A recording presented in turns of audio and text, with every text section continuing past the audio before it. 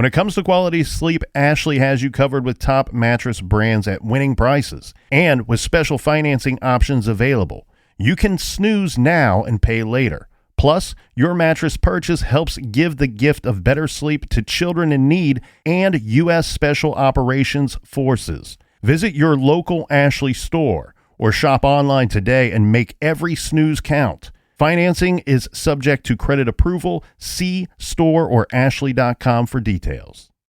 Rosetta Stone is the language learning program with a lasting impact. I've been using their app to learn French, and it's not just about memorizing words, but actually having real conversations. And it's not just French. They offer 25 languages. Right now, Rosetta Stone has an awesome holiday deal, 50% off their lifetime membership. Every language, unlimited access forever. For anyone keen on diving deep into a new language, check out rosettastone.com. It's a game changer.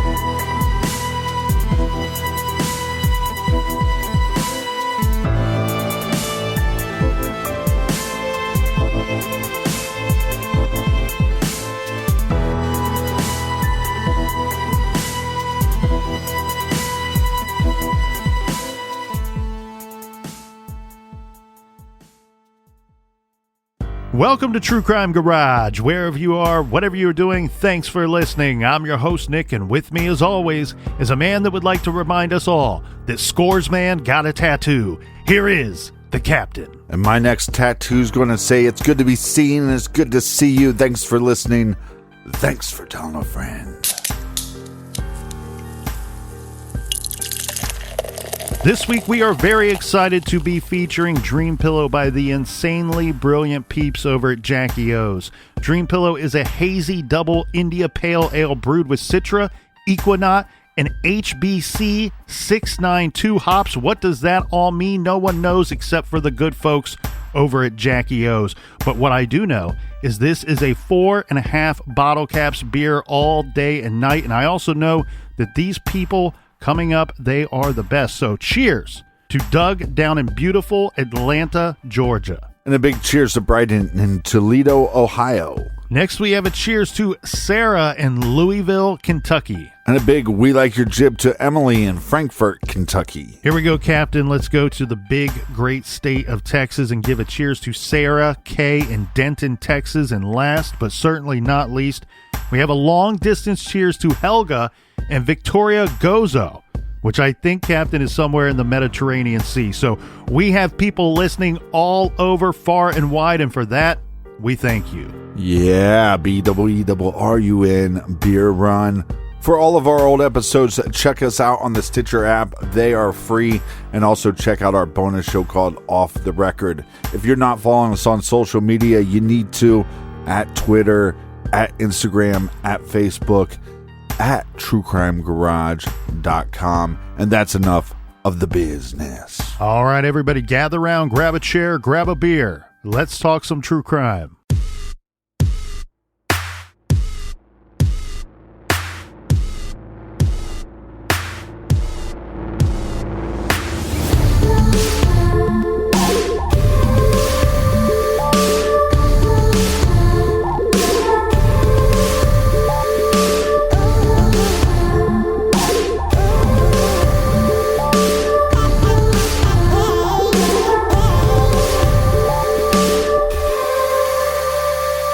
On November 29th, 2005, in Morgantown, West Virginia, a respiratory therapist named Sean Alt wrapped up his overnight shift at Ruby Memorial Hospital.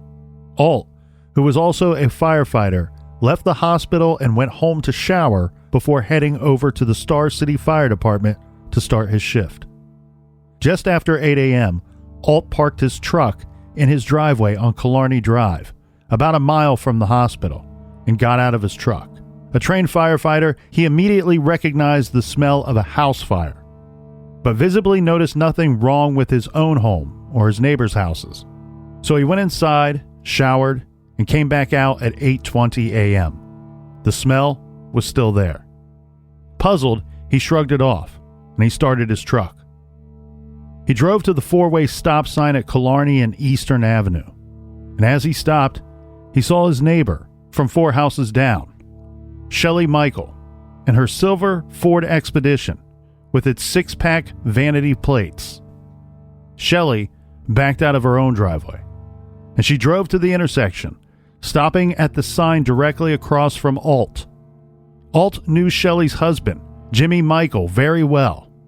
Alt and Jimmy attended respiratory therapy school together, and Shelley was a pediatric nurse practitioner in the same hospital that Alt worked at.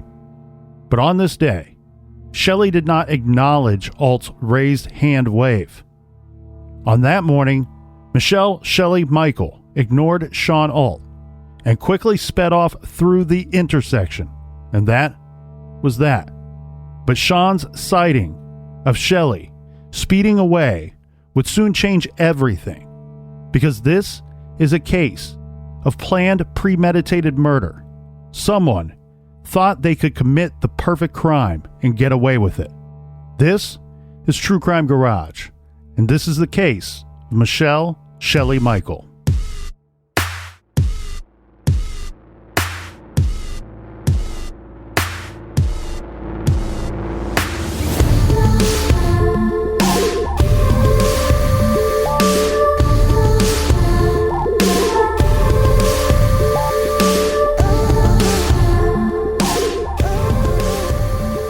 Around 10:20 on the morning of Tuesday, November 29th, 2005, in the pouring rain, 2 utility workers, Monty and Rodney, were driving along Killarney Drive in Morgantown, West Virginia, when Monty told Rodney to stop the vehicle. Monty noticed that what looked like a house fire at number 545. Observing smoke pouring from an upstairs window, they called their dispatcher and told her to call 911. Monty ran to the house and banged on the door. He could hear the smoke alarms, and looking through a window, he could see that one of the ground level ceilings had partially collapsed. Around this time, an off-duty fireman, Keith Summers, ran up. He too noticed that his neighbor's home was on fire.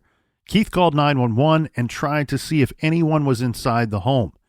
As he prepared to break a set of French doors at the rear of the house, an explosion shattered the upstairs window and flames shot out. It was a flashover. The time was 10:27 a.m. Well, and luckily, the fire truck was only about a mile away at this point. Yeah, the Morgantown Fire Department just happened to be very close. They were in the area when that call came in, Captain. So 10 firefighters arrived at 545 Killarney Drive by 10:32 a.m. That's a 5-minute response time.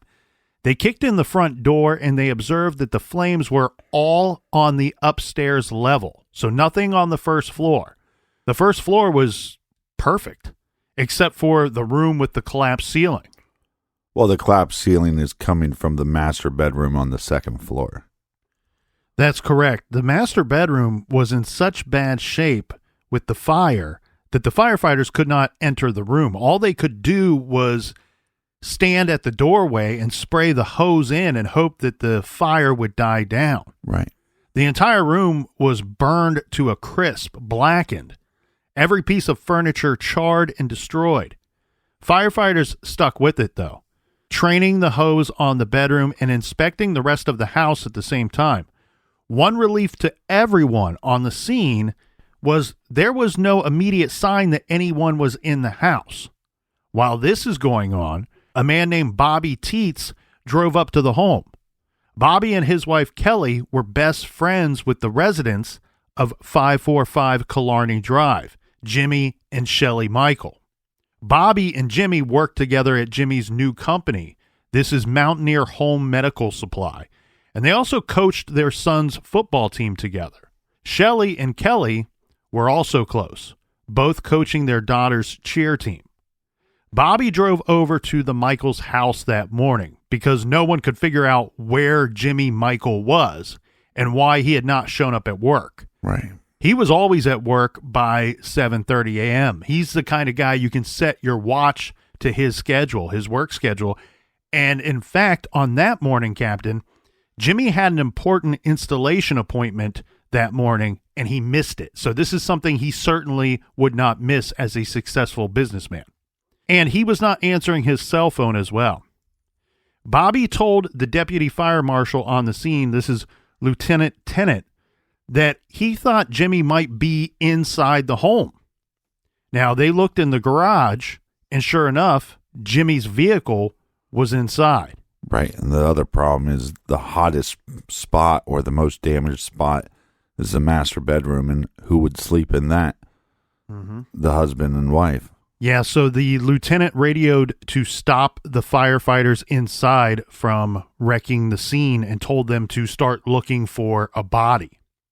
Now, crawling on the burned out floor in the pitch black room filled with smoke and steam, the firefighters made their way to what little was left of the actual bed. By this point, it's just going to be the springs left of this mattress in the frame.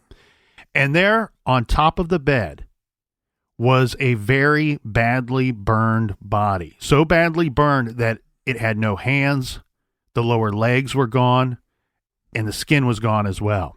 Wow. All that was recognizable as actually human was teeth.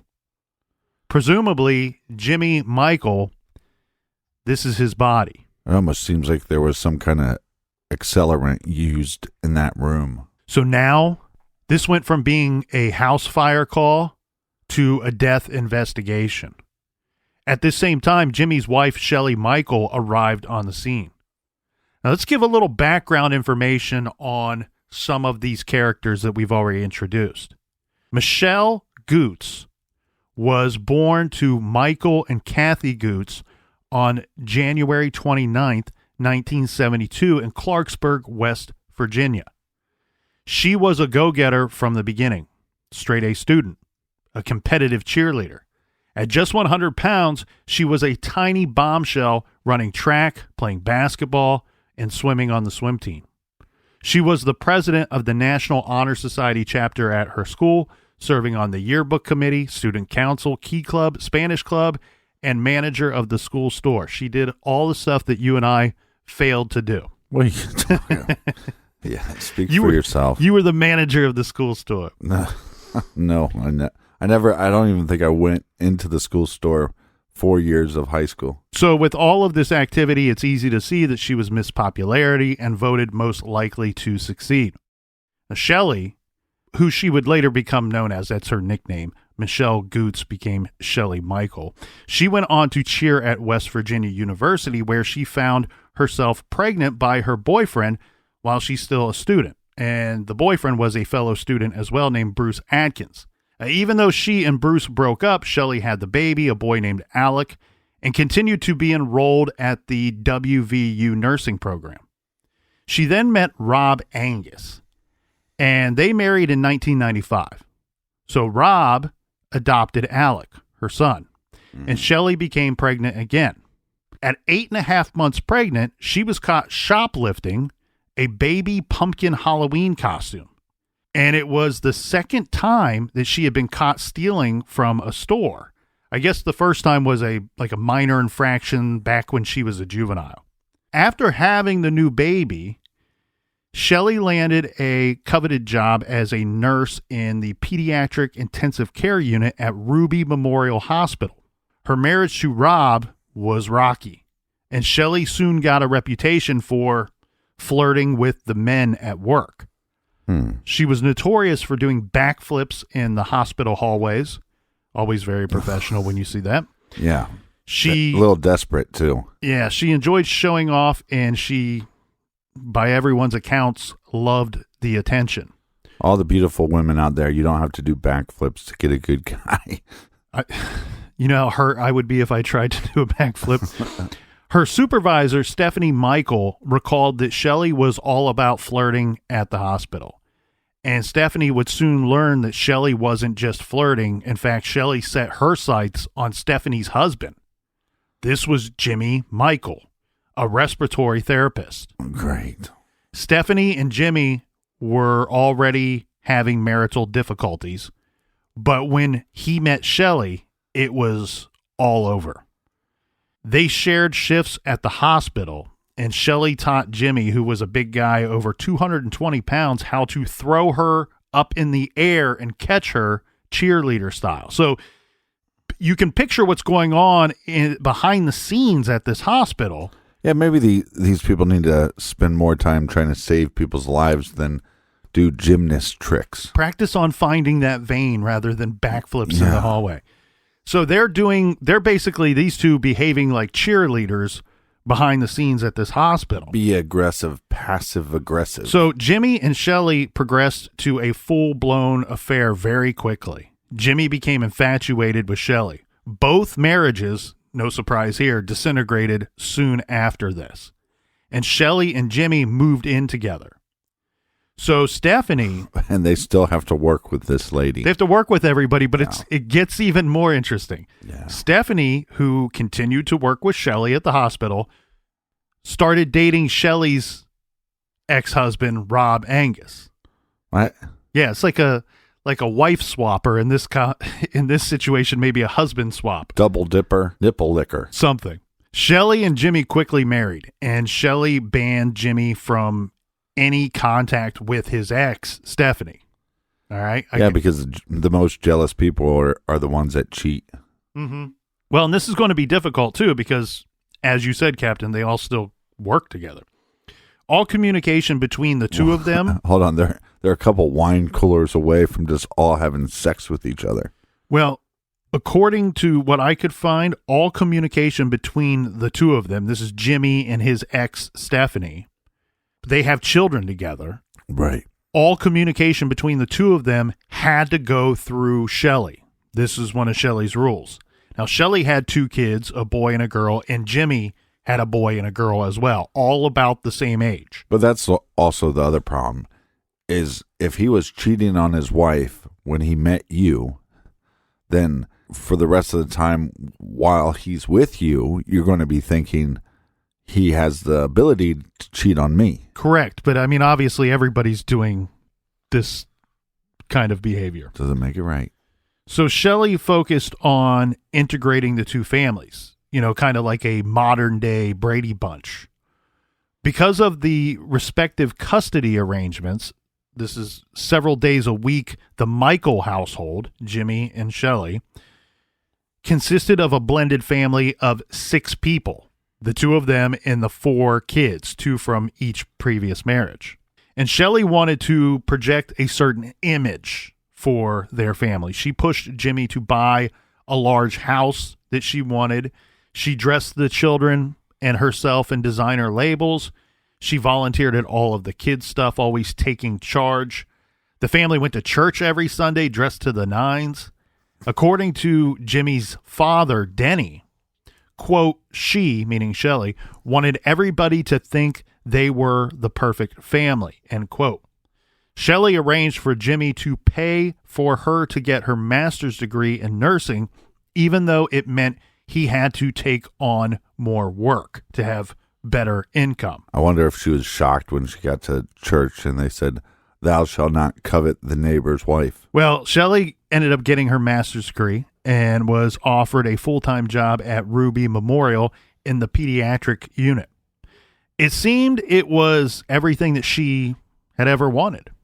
Jimmy started his own respiratory therapy company, and it was doing well.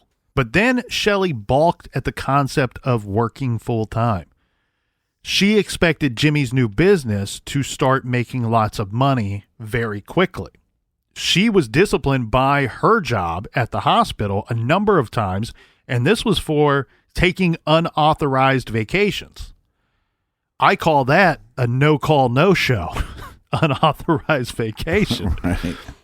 Shelley started to look for different work, something that she could do while staying at home. She wanted to work from home and be with the kids. By the way, next week I have an unauthorized vacation. Right. At least you're telling me about it.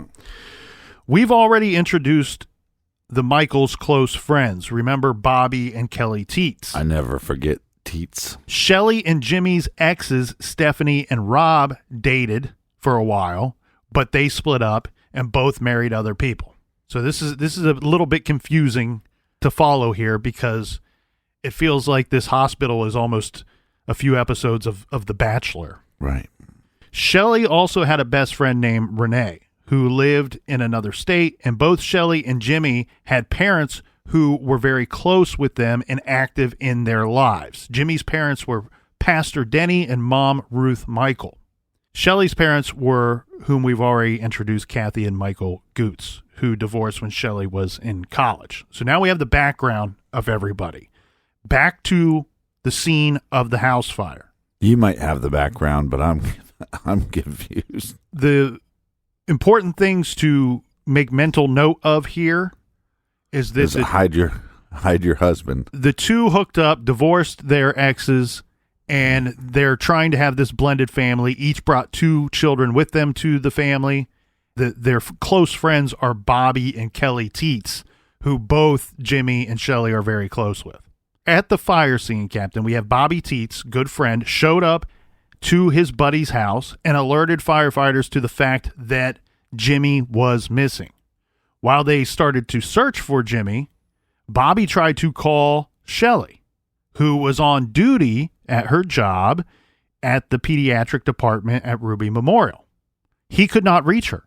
So he called his own wife, Kelly, and asked her to try, while he himself checked in with Rob and Stephanie, to make sure there were no kids in the house. Right. And thank God there were not. Right. All 4 kids actually spent the previous night out of the house. They were with their other parents. So Kelly called the hospital and had her friend Shelley paged. When she got her on the phone, Kelly said, "Your house is on fire and no one can find Jimmy."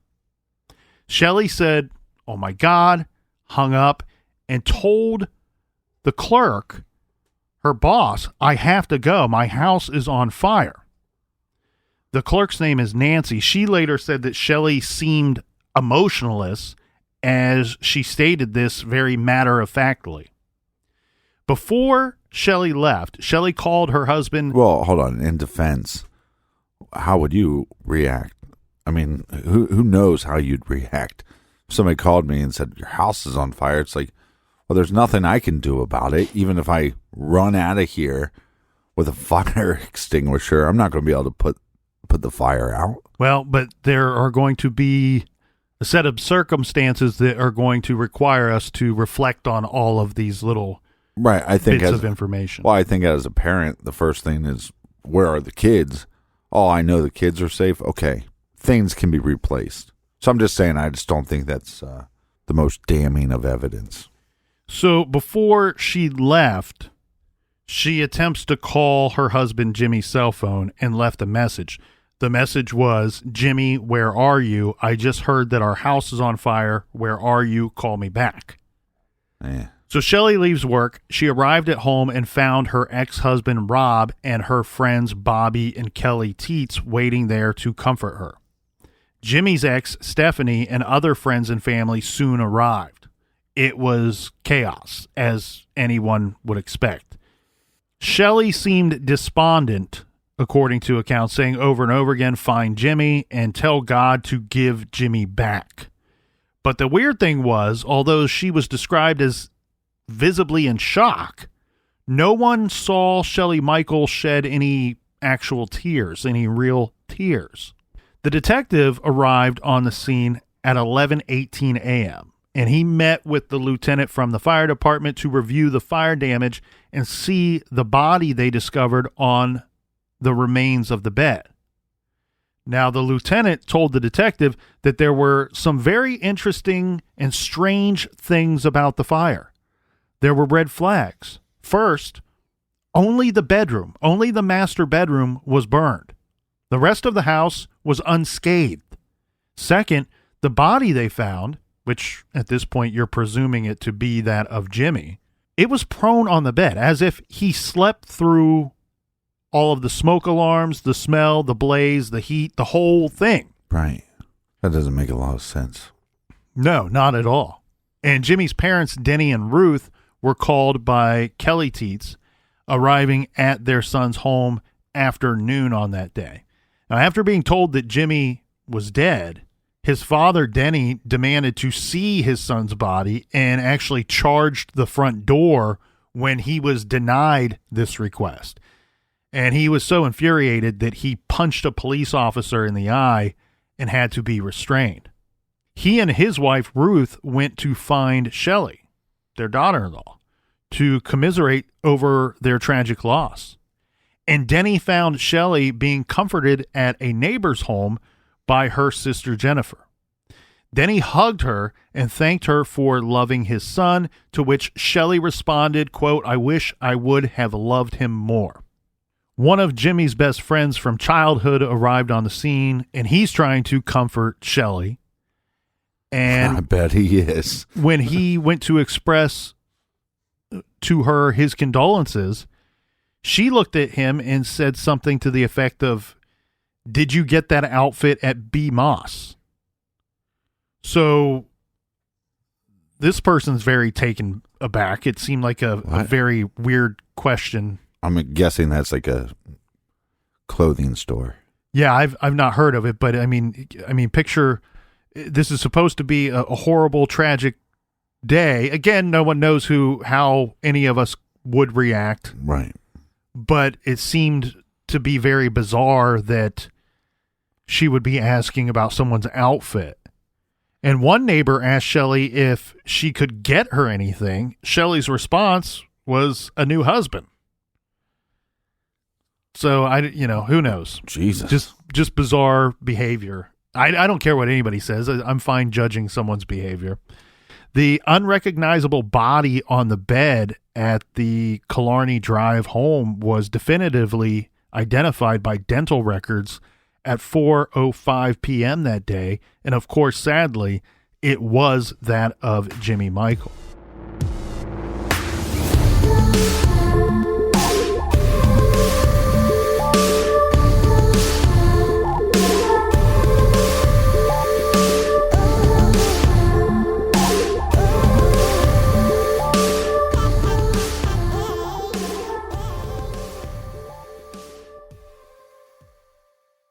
This show is sponsored by BetterHelp. Do you look forward to the holidays? Maybe you struggle with seasonal blues. This time of year can be a lot, and it's natural to feel some sadness or even anxiety about it. But adding something new and positive to your life can counteract some of those feelings. Therapy can be a bright spot, something to look forward to make you feel grounded, and to give you the tools to manage everything going on. If you're thinking of starting therapy, give BetterHelp a try. It's entirely online, designed to be convenient, flexible, and suited to your schedule. Just fill out a brief questionnaire to get matched with a licensed therapist and switch therapists at any time for no additional charge. Find your bright spot this season with BetterHelp. Visit BetterHelp.com/garage today to get 10% off your first month. That's BetterHelp, HELP.com/garage. Dreaming of overseas adventures or connecting more deeply with family from afar? Rosetta Stone bridges the language gap. I've tried others, but Rosetta Stone's immersive lessons and voice feedback technology are game changers. Dive into 25 languages by learning intuitively, just like when you were a kid. And here's the holiday sparkle. Grab a lifetime membership now and save 50%. Gift yourself the world. Head to rosettastone.com now and save 50%. You can start your day off right when you find a professional on Angie to get your plumbing right first. Connect with skilled professionals to get all your home projects done well. Visit Angie.com. You can do this when you Angie that.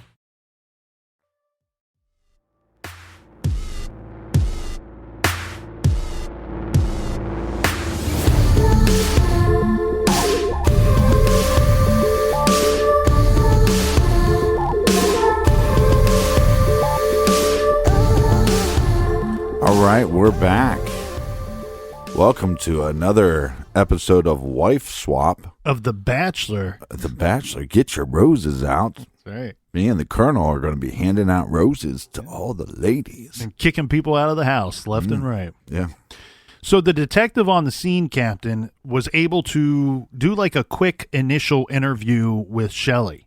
This is as she's sitting at the neighbor's house. Now, here's what Shelley told the detective happened in the hours leading up to the fire. The detective wants to know and start putting together a timeline on everything. Right. She said that Jimmy spent the Monday night, this would be November 28th, hunting in Pennsylvania with his father. And then he coached his son's basketball practice that night until 9 p.m. His co-coach for the Suns team was his ex-wife, Stephanie's new husband, Dan. Dan and Stephanie had the kids that night. And Dan and Jimmy made arrangements for handing off the kids on Wednesday. Jimmy then went home after coaching the basketball team. It was pretty late, and he was very tired. Shelley says when she got home, she found Jimmy lying on the couch watching Monday Night Football. They joked a little bit about him shooting, I guess he only shot a doe and not a buck on the trip. Jimmy then went to bed, and Shelley stayed up watching a cheer competition DVD. Both sets of kids, again, were with their other parents on that night. At 5:15 a.m. on Tuesday, Shelley got up, she kisses her sleeping husband, Jimmy, on the forehead, and she gets ready for work. She noted that the iron was on the ironing board in the bedroom. Shelley arrived at work at 6:30 a.m. This is half an hour early. She tended to patients, spoke with several coworkers, and called Jimmy's cell phone and left a message at 7:24 a.m. This is one of our very first clues that something is not right here, in my opinion. At 7:24 a.m., she leaves the following message. She's asking Jimmy to pack the kids a lunch. Keep in mind, this is even though they were not staying at their home or at their house that morning. Yeah. But I could see it being maybe you get busy. Some weird thing where the other parents forgot, so somebody needs to pack them lunch or bring them lunch money or something. But still, that's a little strange. So she says then she tried calling the house phone after leaving the message. She gets a busy signal. So then she goes to her vehicle to retrieve her pager. This is sometime around 8:20 a.m. She told her supervisor that morning that she forgot her pager, left it in the car. I got to go retrieve it. She needs this for work. Then she got the call from Kelly Teets telling her that the house was on fire and no one could find or locate Jimmy. This was around 10:30 a.m. Okay, so the detective noted some strange things as he spoke to Shelley. He found the following about Shelley while talking with her and observing her. And these were from his notes and his observations. He says that Shelley wanted to be the center of attention. She was more concerned about herself than her dead husband. She wasn't asking the right questions, and she had not cried, not even for a second, while in the presence of the detective. Of course, this lady wants attention. She's doing backflips at work. Well, now that it's established that Jimmy was deceased, the detective is going to sit down with everybody in that circle, that cast of characters that we introduced you to, and interview them one by one. And here is what he learned from those interviews. That the marriage seemed to be in quite some trouble. Shelley had stopped sleeping with Jimmy, and Jimmy was vocally not happy about this. He's telling other people that the marriage is on the rocks. And then he relays this story. Someone mailed one of Shelley's sweaters to Jimmy, and it had a note attached to it that read, "Keep your whore wife away from my husband." So she's cheating again. Or at least someone's accusing her of such. Yeah, well, why would she have her sweater? I don't know. But Jimmy talked to several of his friends about this. He asked for advice from his pastor, and he was actively collecting and gathering some names of divorce attorneys. Well, and the difficult thing, this is not that many years after he left his wife for Shelley. Jimmy's new business was doing very well, but not well enough that Shelley could stop working. And Shelley did not want to work. This is according to her circle of friends and family. She wanted to be a stay-at-home mom. She wanted to, shop, get her nails done. Well, you know what? I want to be an astronaut, okay? But not everything is possible. Well, and then we have to compound that with, we know she's in trouble at work. She's already, she's had trouble with her boss. She's been taking these unauthorized vacations. Well, and she's probably trying to sleep with all of her coworkers' husbands. Well, the day that Jimmy died, on that Tuesday, was Shelley's first day back at work. This is after 3 weeks off for a quote-unquote knee injury, after falling down the front porch steps and taking 3 weeks sick leave from work. Now, during that time that she's off of work to nurse her knee injury... Well, it's like, why go to work if you can't do backflips? She managed to take her daughter out of state to a cheer competition, to multiple cheer competitions during this time.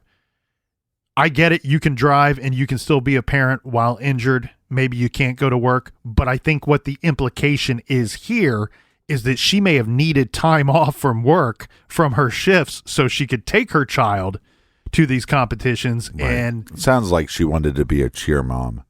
And so possibly she faked this injury to get a few weeks off of work. Now, Shelley was mean to Jimmy's son, Drew. This is by the accounts of others in their circle, and said that he picked on him incessantly to the point that others took obvious notice of this. Yeah, that's not cool. The other thing that the detective learned was that Jimmy did not drink alcohol or do drugs. The couple purchased a $500,000 life insurance policy on Jimmy just 6 months earlier. Shelley knew about the policy and, in fact, was the sole beneficiary of this policy. Jimmy's cell phone was found on the counter in the kitchen of the home on the day that he died. And everyone the detective interviewed told him that Jimmy, especially being a business owner, was never without his cell phone. Even while sleeping, he kept the phone on a nightstand next to the bed. Jimmy was a very light sleeper, according to others, and would never have slept through a fire. So the detective also spoke with Sean Alt. Now, remember, we talked about Sean Alt in the trailer for today. He's the neighbor who told the detective that he saw Shelley driving away from their home from the Michael house around 8:25 a.m. And here's the kicker. The detective heard rumors from several witnesses that Bobby Teets, Jimmy's close friend, was having an affair with Shelley Michael. Oh. The two... Not Teets. Anybody but Teets. Wait, but I got a question. Shouldn't she already be at work at this point? Mm-hmm. So correct. So I feel like she had to have some kind of ruse to her bosses or coworkers to get away from, to leave work at some point. Well, you would be a very good Sherlock Holmes there, Captain. Now, Bobby and Shelley, they were doing trying to start up some kind of small business together in their free time. They went on a business trip to Chicago a week earlier. And what the detective will find here is the two were visibly on video at the hotel kissing on surveillance footage. And many people, including Shelley's pastor and others, noticed that Shelley was constantly being comforted by, and at times even holding hands or lying on a bed with Bobby, while his wife and Shelley's friend, Kelly, dealt with the funeral arrangements for Jimmy. Mrs. Teets. Yeah, so they're not very, Shelley and Bobby are not very discreet about their affection for one another. PDA. Fire inspectors looked at everything in the house to try to determine the cause of the fire. They're going to look at all the normal things: water heater, wiring, the furnace. All were in good condition, and it was relatively a new house. So they weren't like we already know, though, the majority of the heat is coming from the master bedroom. So even Correct. though you're going to check out those items, like I said, there's some kind of accelerant or something used in that area, unless they had some like gas heater or possibly like a gas fireplace or something in their bedroom. Yeah, the short of their investigation will be that the bed in the master bedroom was the epicenter of the fire. This meant that it was impossible that Jimmy had been asleep.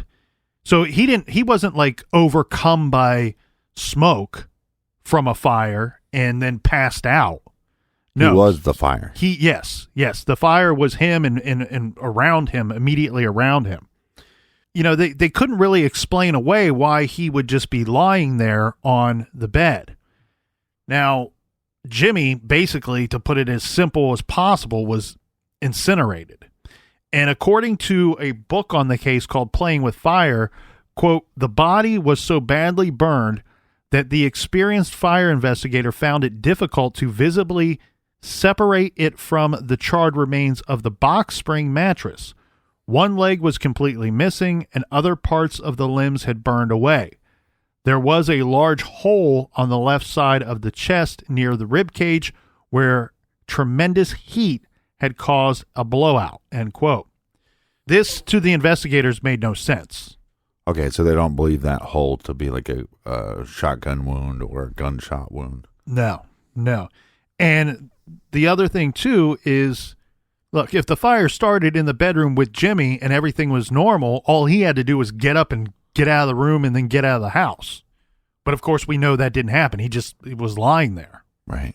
Investigators they couldn't determine any accidental cause for the fire. So, Jimmy didn't smoke, and there was nothing wrong with the home's wiring or the systems. They couldn't pinpoint a problem that would cause this fire. They also examined the iron because, remember, Shelley had told them that it was faulty, that the automatic shutoff didn't always work. And remember, she said, I think the iron was on that day. I think people should just lock somebody up when they go, okay, yeah, I remember. What do you remember, Shelley? Oh yeah, I was in the bedroom, and yeah, there was an iron there. And just thinking about the iron, it has kind of a short. There's kind of something wrong with it. Anytime somebody's like trying to take that bread and lead it down that trail, just lock them up. Well, what they're going to do is the lieutenant will bring in a state fire marshal with a canine unit named Brady, trained to hit on accelerants. And they walk through the Michaels home. And of course, the dog hit on 10 different spots, 4 in the pile of debris that fell to the living room. Remember, that's the ceiling from the master bedroom. Right. And hit on 6 spots in the master bedroom near the bed. So no doubt it's the floor of the master bedroom. The fire was deliberate. Now, do we know what kind of accelerant? Gas? We do not, and we will not. Spoiler alert. Okay. The problem here, though, Captain, for the fire investigators is that this fire behaved in an unusual manner. It burned for a long period of time, but never expanded beyond the master bedroom until the collapse of the floor and the flashover sometime around 10:30 a.m. Right. They could tell this because the other upstairs rooms only displayed a little, just a tiny bit of smoke damage and really nothing else. It's so crazy how much fire can destroy evidence the same way water can destroy evidence. Again, according to the book Playing with Fire, they state that the fire had to have progressed over a long period of time in a ventilation-limited manner. By the way, Playing with Fire is written by John Glatt. And by this time, Captain, we know that some of the people involved in this investigation know that Shelley had been seen leaving the house at 8:20 a.m. The fire did not erupt from the room until 2 hours later. So they had to wonder, fire investigators, was it possible for a fire to smolder for 2 hours, incinerating just one room before finally flashing over? That's the unusual behavior of this fire. In life, Jimmy was 6 foot tall, 220 pounds. After the fire damage, his corpse weighed only 151 pounds.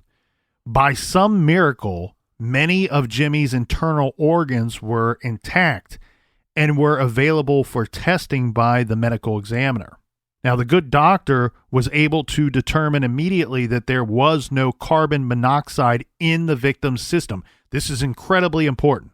and no soot in his airway, meaning Jimmy was not breathing during the fire. So he was... Meaning he's dead before the fire started. He's dead before the fire started. Yeah. And according to the autopsy, his death did not appear to be the result of any natural causes. His heart was perfectly normal, and there was no sign of any kind of physical event that would have killed him. So then the doctor's going to certify the cause of death as, quote, an undetermined homicidal act. Yeah, because we wouldn't know because there's no skin. We don't know if there's puncture wounds. Mm-hmm. We don't know if there was blood on the bed because it was all burnt up. Mm-hmm.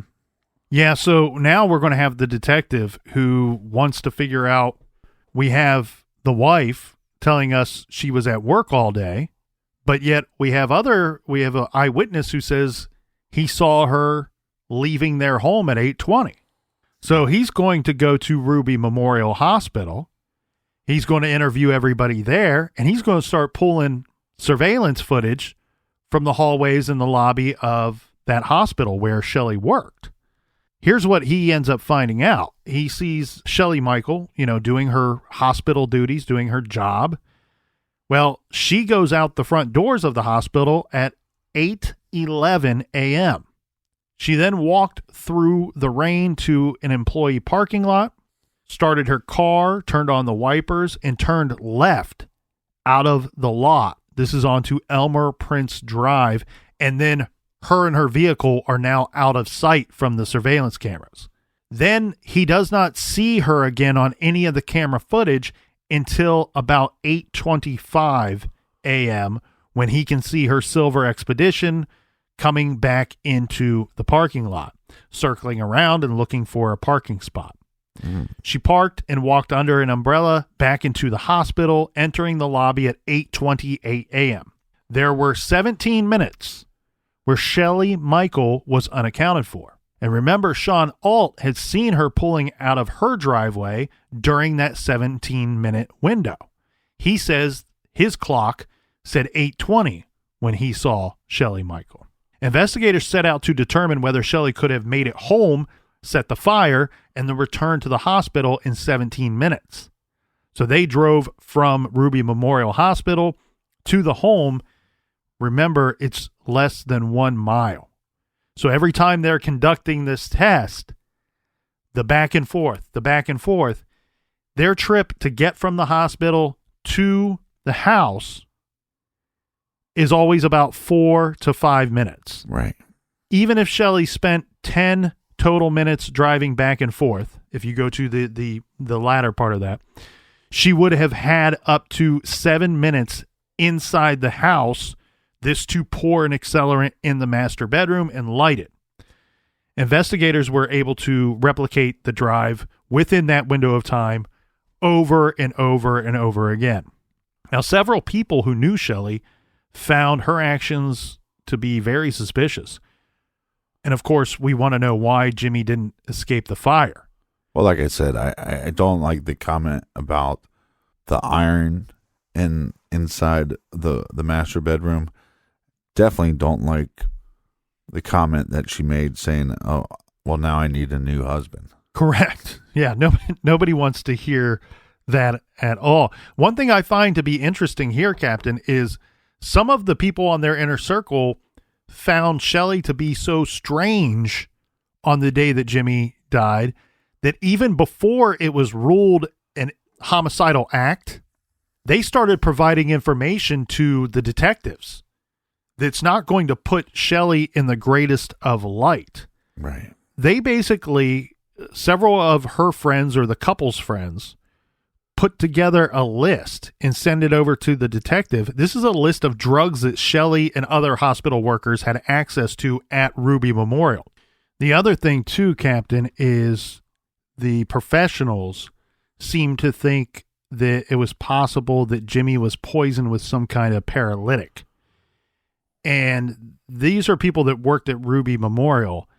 They said and named a drug, Recronium, I think is how you say that. Recronium. Somewhere out there's a medical professional laughing at me. This particular drug is a paralytic, and it was readily available at the hospital where Shelley worked. Right.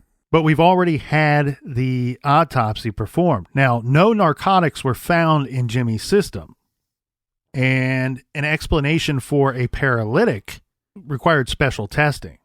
So samples of Jimmy's intact liver were sent to the National Medical Services Organization in Pennsylvania so they could do the test. We need to note here, too, some suspicious findings. A syringe was found in the sink in Shelley and Jimmy's house. Right. This syringe contained a large amount of ibuprofen and also an unidentifiable pink liquid. Now, the detective deliberately did not tell Shelley and Bobby that they are now considered suspects in the murder of Jimmy Michael. He has both of them come in for interviews, and he speaks with them separately. Shelley had no idea that authorities believed Jimmy to have been killed by this point. She and Bobby did not know that the detective knew about their affair either. Right. That's what you want to do as a detective. You're going to stack the deck against these individuals, interview them separately, and see if they are answering you in an honest manner. Bobby broke down immediately, confessing to the affair. So much so, he said that he even slept with Shelley in her own bedroom while their two kids, their kids were friends, had a sleepover in the next room. Right. What a great guy. This is while Jimmy was away. I'm guessing maybe on a hunting trip or something. Yeah, great guy, great friend, great teats. 3 days before Jimmy died, Bobby said it was just a fling and that he did not love Shelley and he felt terrible about it. In fact, he was going to reveal everything to his wife with an attempt to save his own marriage.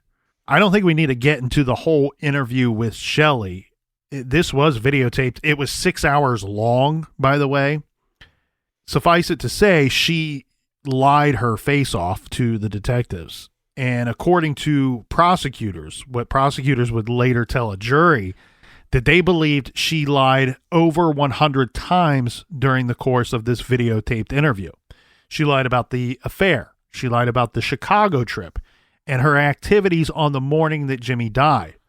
She didn't know that they knew about her leaving the hospital and being seen by Sean Alt during the course of this interview. Of course she didn't. She told the detective that she had a theory of her own. And you've already kind of pieced this together, that the iron must have caused the fire. She was worried that it was left on, may have fallen over, and started the fire. And she did not bat an eye when the detective informed her that the fire was now deemed an arson and that testing was being done to determine what killed Jimmy. She just asked what he knew and how he knew it. When she left the interview, she expressed indignation that she was even being asked these types of questions, that there was any suspicion on her at all. How dare you? How dare you? She was so mad about it that she called the detective later and asked to come in for a lie detector test. Yeah, that's never smart. And then the lie detector caught fire and blew up. And then she said maybe that's how the fire started. So at her own request, a polygraph was set up for Shelley. Oh my God. In the pretest, because they do like a little pretest interview before they hook you up to the machine. In the pretest, she lied 100 times. In response to a question about what type of person she was, describe yourself, she said, quote, "I value honesty a lot. I've always tried to be very honest. Honesty comes first," end quote. What a bitch. What a beautiful human being. Then they confronted her with the information about her vehicle leaving the hospital lot and returning 17 minutes later. She was adamant that she didn't leave the hospital until she suddenly remembered that because it was raining, she decided, while I'm out there to retrieve my pager, I should move my vehicle to a covered parking area. She hoped this would explain away why they could see her vehicle leaving the lot on surveillance footage. She said that she definitely did not leave the hospital parking lot. She expressed concern that the polygraph would make her out to be lying when she in fact was not. So she decided, she's the one who says, hey, I'll come in for a polygraph test. They're like, okay, cool. Come right in. And then in the pre-test interview, she then says, you know what? This polygraph test is going to make it look like I'm lying, even though I'm not. I'm not going to talk with you anymore. I'm not going to answer any more of your questions. Here's my attorney's phone number. So she lawyers up and shuts down. And did she say, by the way, I'm sleeping with him too? Right. I'm sleeping with everybody. But before lawyering up, she again tries to explain away. See, this is what we get, and we see this time and time again in these cases, don't we, Captain, where a detective will start to break down a witness or break down a suspect. And where they might have been lying before, now they start using other lies to cover up. Like, I'll give them a little bit of information. I'll admit to this or that, but I'm going to use another lie to explain it away. Yeah. So when pressed, they're saying, look, we know you left the parking lot. There's no getting around that. We have proof of that. Have you watched the interrogation tapes? Yes, I've watched portions of them. It was 6 hours over the course of 2 days, I believe. I'd like bang on the desk. Listen here, you boner smoker.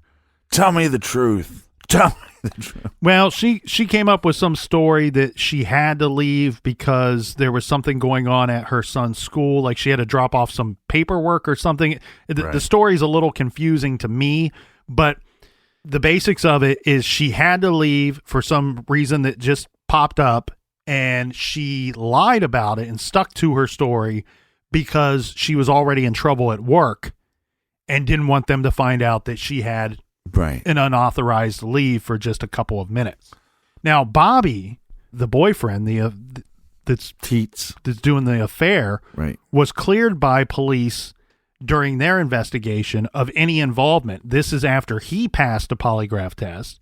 And more importantly, Bobby had an alibi for the day of the murder. He was sleeping with somebody else's wife. So between his confirmed alibi and him being honest with the detectives, finally, he said he broke down pretty quickly, and passing the polygraph, they believed that his innocence were sealed in the mind of the detectives. Yeah, but think about this a little bit as far as the whole true crime spectrum. Somebody like Chris Watts, for example. I mean, that guy, he lied for a while, but he didn't keep it up that long. Mm-hmm. And a lot of these cases where the female is suspected of murder, they almost can take the lie to the grave. Like you see this like with Casey Anthony when they, I work here. Okay, show us your office. She goes all the way to the office. Like what does she think? Like magically, like an office is just going to appear? Same way with this case. Yeah, there was a iron. I saw the iron, and it had some faulty wiring. Maybe that's it. It's almost like the character off of Saturday Night Live from way back in the day, where they go, "Oh yeah, that's the ticket," right? Well, I will refer you to Christopher Rock's studies on the difference between men and women lying. And I think that will explain away everything for you. Now, on January 9th, Shelley filed a personal loss claim amounting to $194,000 with Jake from State Farm Insurance. You know that you said Jake from Allstate last time. I have Allstate, and I confused the two. Which I think I called you a dum-dum during that, but I never caught you, so I guess I was the dum-dum as well. Yeah, they only have 10,000 commercials of each a day. I don't know how anybody could screw it up. Sure there's a Jake at Allstate. She ended up collecting $140,000. This is after she paid Wells Fargo, who owned the mortgage on the home, and now she's going to be waiting for the $500,000 life insurance policy. And she thought she got away with it. Fire investigators poring over the burn scene on their hands and knees on January 23rd found something they had missed before. About 3 feet under the end of the remains of the bed, this is buried under other burned debris, was a distinctive orange plastic item that had been protected from the fire simply because it was buried. This was a syringe cap. Shelley denied ever taking any drugs from the hospital, and there was no known reason for a syringe to be in the bedroom. Then in February of 2006, the final tox report came back from the National Medical Services.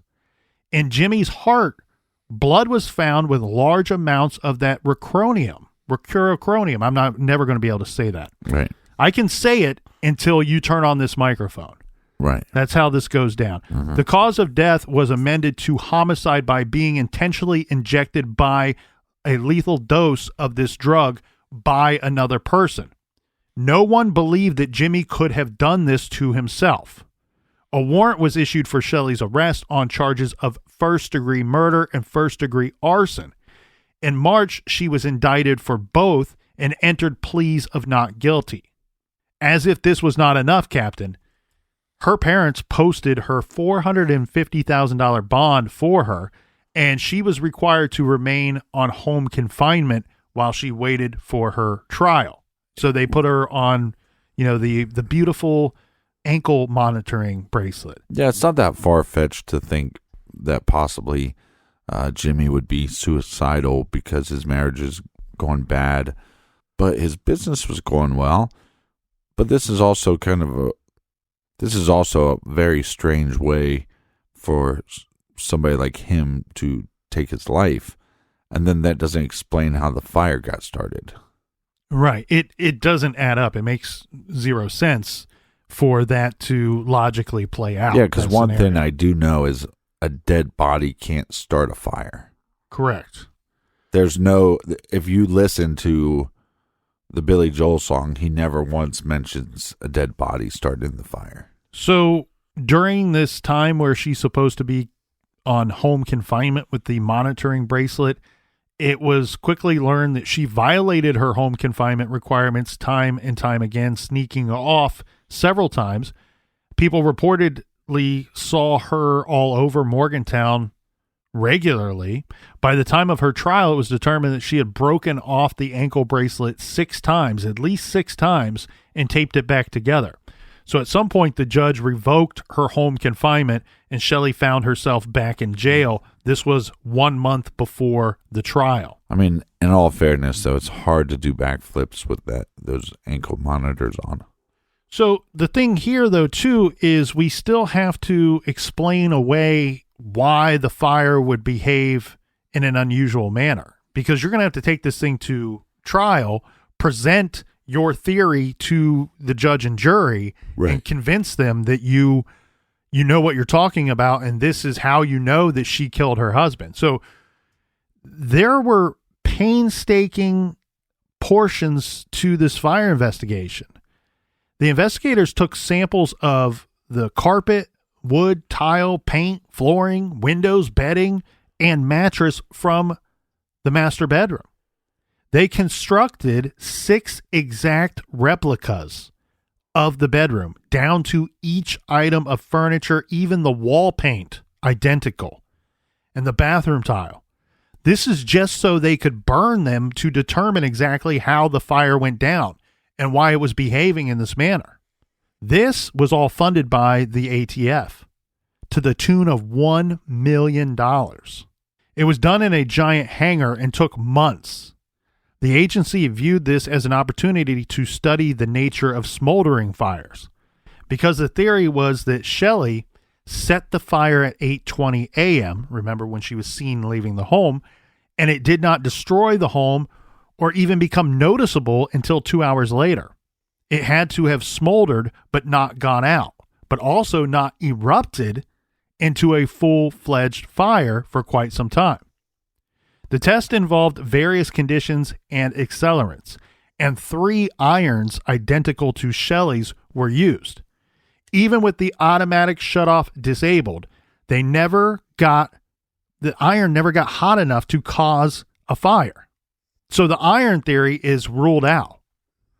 It was determined that the headboard must have eventually caught fire, burned, and collapsed through the floor underneath it. Mm-hmm. The investigators tried different cycles for the heating and ventilation systems to try to replicate exactly how the fire had smoldered for 2 hours before combusting.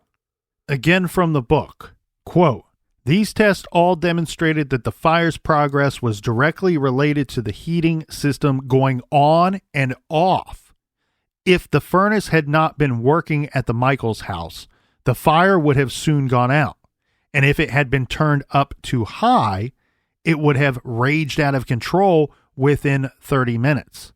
They finally found the correct combination with the home HVAC system to set a cycle at 10 minutes on, 15 minutes off. They set the bed alight, closed the door. That's important. The door had to be closed for the fire to behave this way. Right. And allowed the air handler to cycle on and then off in that pattern. 10 minutes on, 15 minutes off. The fire smoldered, small flames glowed, and then 2 hours and 10 minutes into the burn, the headboard collapsed and burned right through the floor. They got the fire to act the exact way that it acted that day. Conditions were plausible in their house. Not only so much so, it was also 100% plausible that Shelley Michael could set the fire at 8:20 a.m. and the flashover didn't occur until 10:20, 10:27 a.m. Correct. So now we're at the trial. The trial commenced on July 9th, 2007 and would take more than 2 weeks with 37 witnesses for the prosecution alone. To sum up, here is the evidence presented against Shelley at her trial. They said Jimmy was killed with racronium, a paralytic that Shelley had access to and had administered to patients in the past. The fire in the Michael home was deliberately set in the master bedroom with aid of an accelerant after Jimmy was already deceased.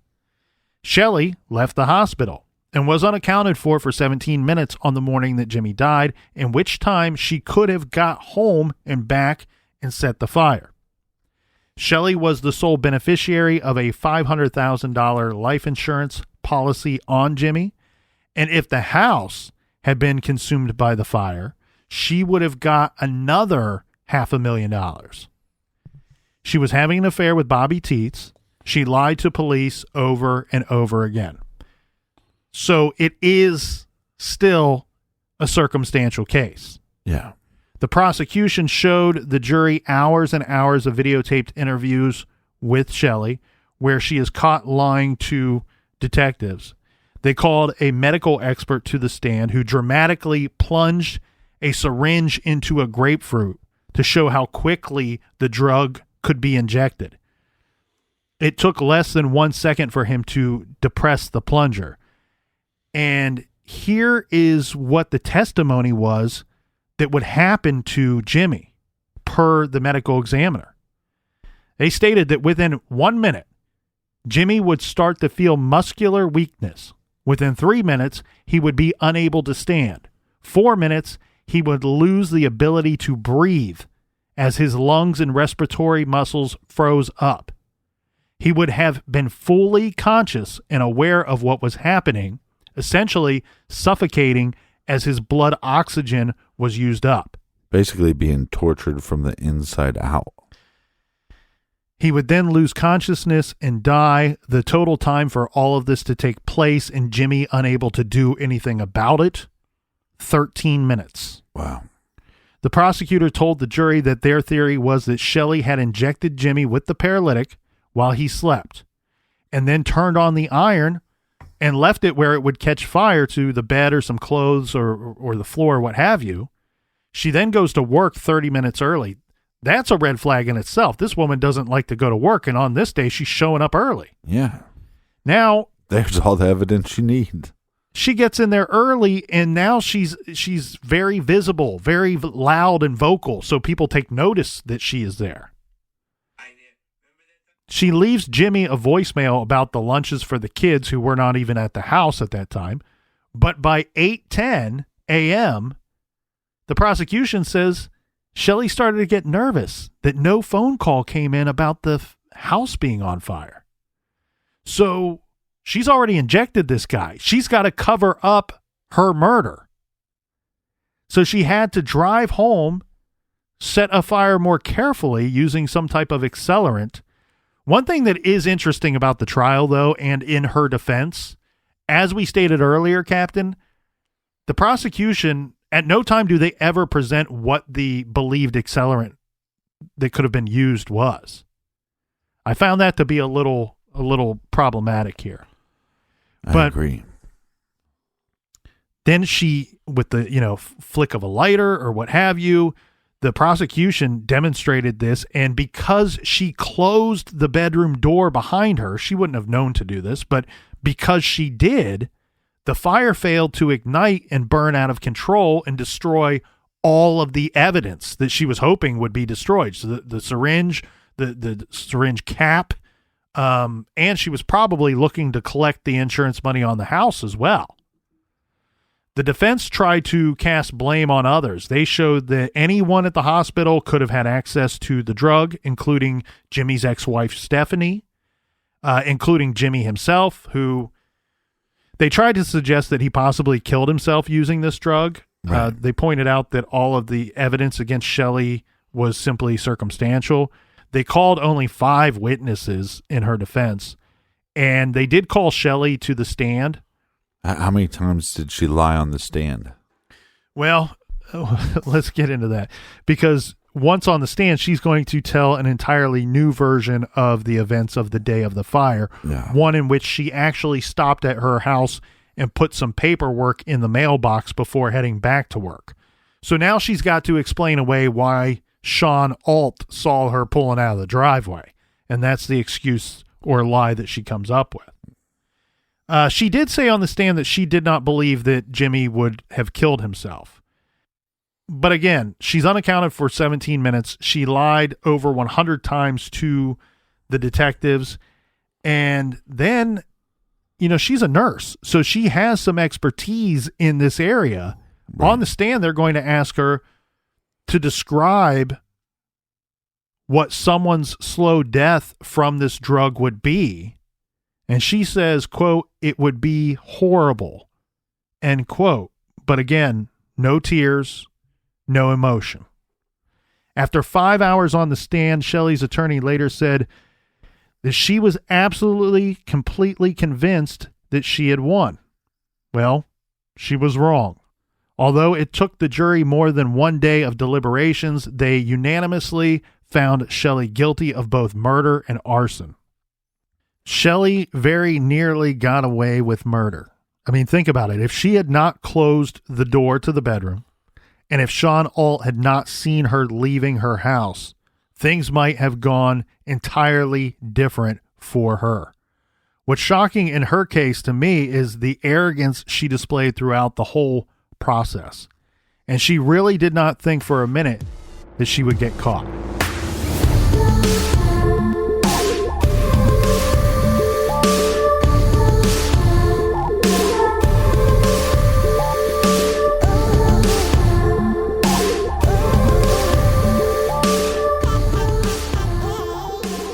All right, what an interesting case. If you'd like to leave your thoughts on this case, go to our website, truecrimegarage.com. Click on the blog, leave your thoughts. And while you're there, check out our recommended reading page. Colonel, do we have any recommended reading this week? This week's recommended reading comes to us from longtime friend of the show, Jess, who helps us with research and such, and she really helped us out a lot this week on this case. For this episode, we relied heavily on the book Playing with Fire, the true story of a nurse, her husband, and a marriage turned fatal by John Glatt. And it's available in paperback, Kindle, and on Audible. So if you want to dive deeper into this case, make sure you check out and read Playing with Fire by John Glatt. Check out that great title and many, many others at truecrimegarage.com. And until tomorrow, be good, be kind, and don't litter.